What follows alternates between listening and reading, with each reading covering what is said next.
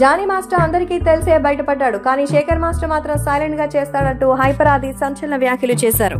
So hyper ఆది చేసిన ఈ వ్యాఖ్యలు నిజంగా ఇప్పుడు వస్తున్న కేసుకి సంబంధించినవి కాదు, అంటే ఇవి పంచెస్ అనమాట.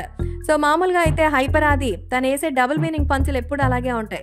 అంటే ఆయన నిజంగానే అవి చెప్తాడో లేకపోతే ఇలాంటివి ఆయన కావాలనే మాటలు అంటారో తెలియదు, కానీ గతంలో శేఖర్ మాస్టర్, జానీ మాస్టర్ ఇంకా వీళ్ళందరికీ సంబంధించిన విషయంలో మరి ఏదైనా సరే జానీ మాస్టర్ అందరికీ కనిపించేలా చేస్తాడు, శేఖర్ మాస్టర్ అయితే అస్సలు కనిపించడు, దొంగ ఎవరికి కనిపించకుండా తన పని తాను కానిచ్చేస్తాడు అంటూ చెప్పాడు.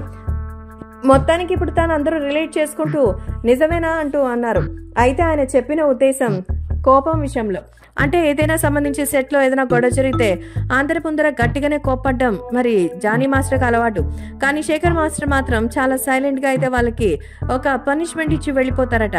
సో మొత్తానికి ఇప్పుడు జరుగుతున్న విషయం చూసినట్టయితే హైపర్ ఆది ఇంకా ఆ రోజుల్లో ఆ ప్రోగ్రామ్ లో ఉన్నటువంటి వాళ్ళందరికీ కూడా ఒక రౌండ్ ఒక వెరిఫికేషన్ వెళ్ళబోతున్నట్టుగా అయితే తెలుస్తోంది. అంటే ఇంత జరుగుతున్నా ఎవరికీ తెలియకుండా ఎలా ఉంది అనేది పోలీసుల యొక్క మొదటి ప్రశ్న. ఇంకా ఎంతమందికి అలాంటి ఇబ్బందులున్నాయో గుర్తించి వాళ్ళందరికీ కూడా తగిన కౌన్సిలింగ్ ఇవ్వాలని ఎదురు చూస్తున్నట్టుగా అయితే సమాచారం. కాబట్టి ఇప్పుడు సోషల్ మీడియాలో సైతం ఎంతో సెన్సేషన్ గా మారుతోంది.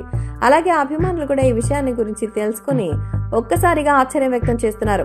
ఖచ్చితంగా రాబోయే రోజుల్లో మాత్రం వీళ్ళకి మంచి శిక్ష తప్పదని అయితే కొంతమంది కామెంట్స్ చేస్తుండగా, నిప్పు లేనిదే పొగరాదు కదా, ఆ అమ్మాయి మ్యూచువల్ కన్సర్న్ తో వెళ్లి ఇప్పుడు జానీ మీద పడుతోందని మరికొందరు అంటున్నారు. ఏది ఏమనేది జానీ మాస్టర్ బయటకు వస్తే కానీ తెలిసే అవకాశం లేదు.